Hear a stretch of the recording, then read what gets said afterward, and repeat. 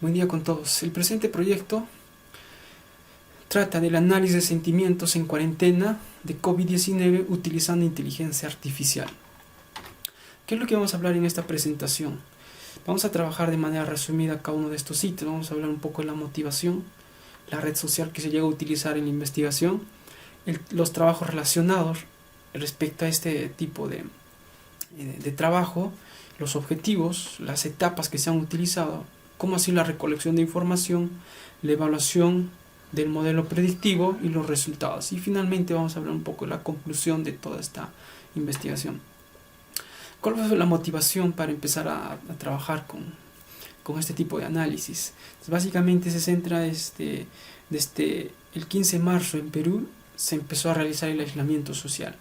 Entonces todas las personas entramos en una incertidumbre de qué es lo que vamos a realizar en casa, qué actividades, qué tareas, cómo lo vamos a pasar, pues es algo nuevo que estamos llevándolo, ¿no? No está en nuestra vida. Entonces hace un cambio radical de nuevos paradigmas, nuevas acciones, nuevas costumbres que uno tiene que ir llevando día a día.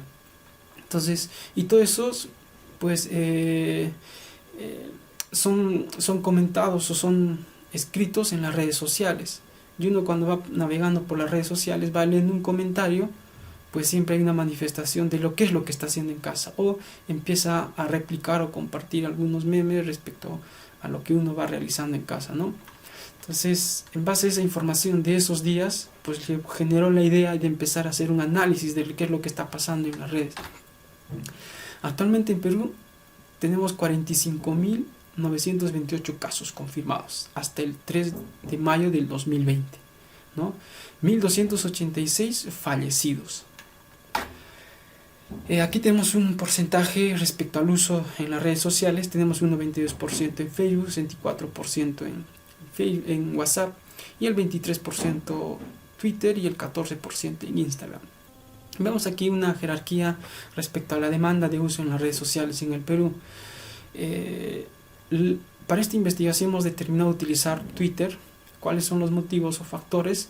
Porque Twitter te da una opción de desarrollo y a partir de esa opción de desarrollo te genera unas claves privadas, y a partir de esas claves puedes empezar a acceder a Twitter y empezar a recopilar información en grandes cantidades, ¿no? Por día, y de acuerdo al texto o al hashtag que pueda estar demandando en ese momento, ¿no? Y también a las coordenadas, de qué sectores desea sacar los comentarios de Twitter. Entonces, por esas razones hemos utilizado Twitter, porque Facebook y WhatsApp te limitan en esa información, porque en su mayoría todos ponen de forma privada todos sus datos. Entonces, no es difícilmente uno puede acceder a qué es lo que está haciendo en una de esas redes sociales. Existen muchos trabajos ya que han ido trabajando en estas etapas de abril, de marzo, de febrero del 2020 respecto al análisis de sentimientos respecto a COVID, ¿no? Y qué es lo que ha ido sucediendo en las redes sociales.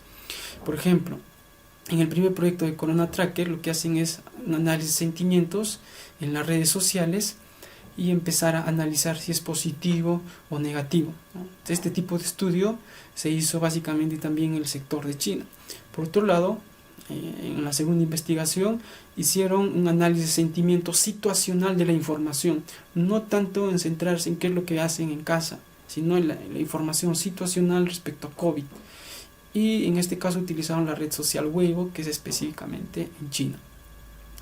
Por otro lado, hay otra investigación aquí donde hizo la extracción de datos, de información respecto a los tweets de determinados idiomas, español, inglés, portugués, castellano, donde mayor demanda o mayor comentarios hubo en inglés y en español, ¿no? Y ya mencionar aquí brevemente en los trabajos relacionados, y hay muchas investigaciones que han utilizado Twitter para sus trabajos de análisis de sentimientos en muchos años atrás respecto a otros tipos de enfermedades, ¿no? Eso también conllevó a tomar este tipo de decisión de seguir trabajando con esta red social. Los objetivos que nos hemos marcado en este trabajo es determinar las palabras positivas y negativas que se usan frecuentemente en la red social, predecir el sentimiento positivo o negativo, de los comentarios. Los hashtags que se han utilizado constantemente pues fueron COVID, coronavirus, COVID-19, COVID-19, día 1, día 2, día 3, día 4, día 5, ¿no? Entonces aquí podemos ver unas capturas de imágenes que se ha ido realizando en base a esas tendencias.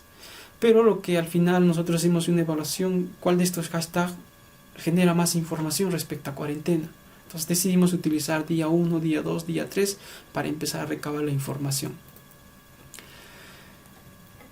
Las etapas que se han trabajado en esta investigación son recolección de datos, limpieza de datos, utilizar diccionario léxico de emociones en español, extracción de datos y aplicación de los clasificadores, ¿no? Aquí es donde se aplica Machine Learning, que viene a ser parte de inteligencia artificial. Para recolectar datos hemos utilizado hashtag día 1, día 2, día 3 hasta día 30, lo cual hemos recabado 150 tweets y hemos desarrollado una aplicación en el lenguaje R, un API, para recabar toda esa información de Twitter, ¿no? En base a este hashtag. Y también lo que hicimos es marcar todo el territorio, en este caso peruano, ¿no? Todas las coordenadas, en base a las coordenadas nos trajo esa información. Y por aquí vemos un tweet de ejemplo, ¿no? De lo que se ha extraído. Al final extraemos este tipo de tweet y lo que queda hacer la otra etapa de hacer la limpieza de datos, ¿no? Y hemos utilizado el diccionario léxico emoción en español, que le hemos denominado así. Básicamente se centra en la unión de estos tres repositorios que tienen la información de sentimientos positivos o negativos en diferentes idiomas, ¿no? Por las cuales hacer la unión de los tres repositorios hemos tenido 8.989 palabras, pero aquí no básicamente nos hemos centrado en esta.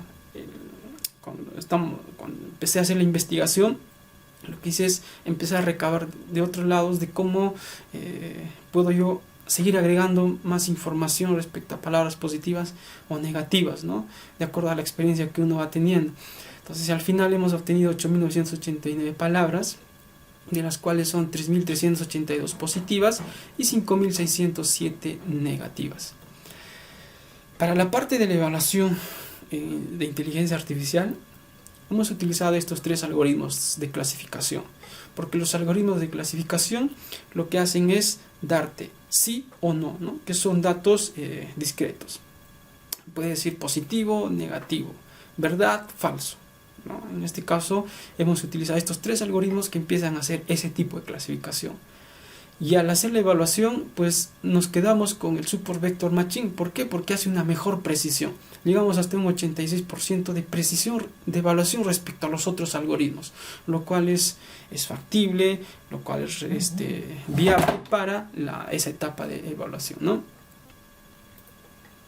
Durante la evaluación se ha generado todo el modelo predictivo y al final nosotros tenemos aquí el modelo, en este caso Support Vector Machine, que fue quien clasificó mucho mejor. Luego por aquí tenemos la limpieza de datos.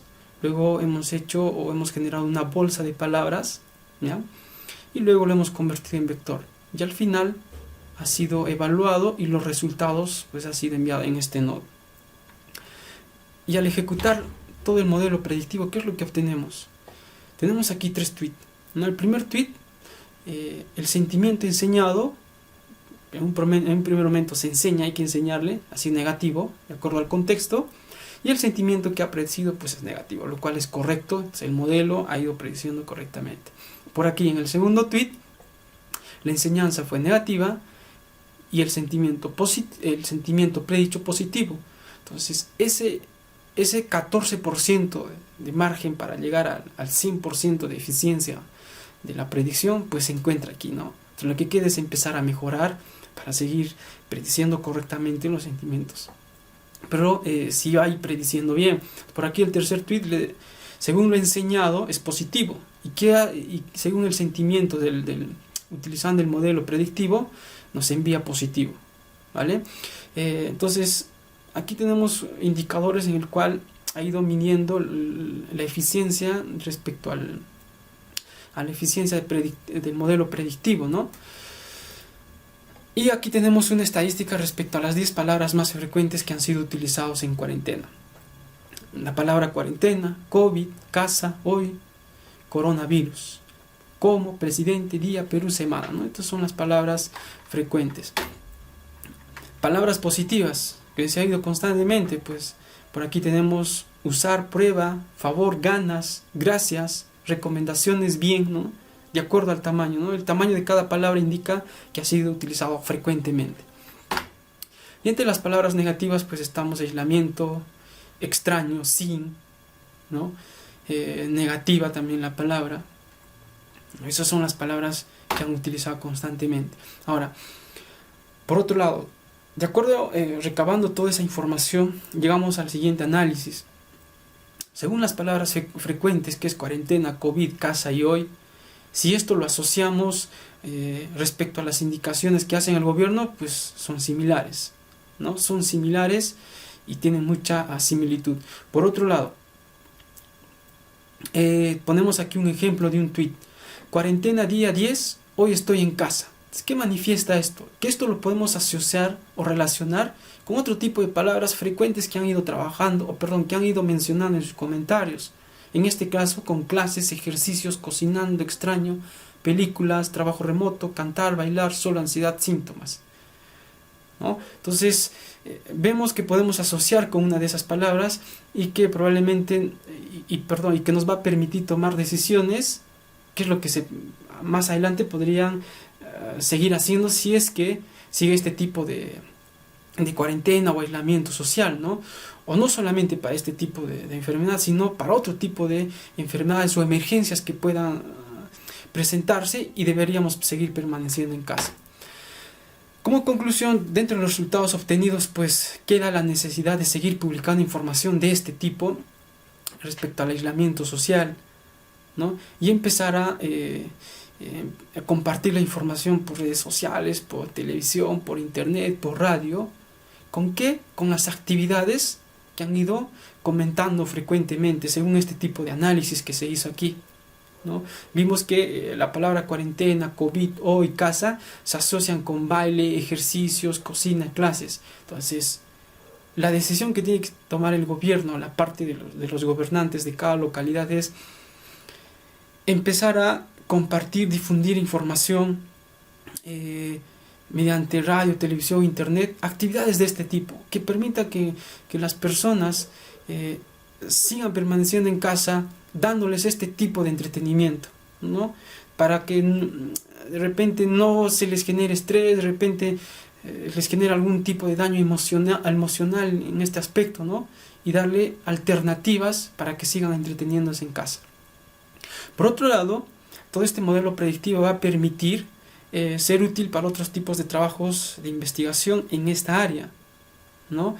Respecto a otro tipo tal vez de emergencias, y ese tipo de emergencias permita que o haga que sigamos manteniéndonos en casa, ¿no? Y también pues el modelo predictivo va a permitir predecir respecto a comentarios si es positivo o negativo y podemos ver qué decisión se pueda tomar en ese aspecto, ¿ya? Pues bueno, gracias.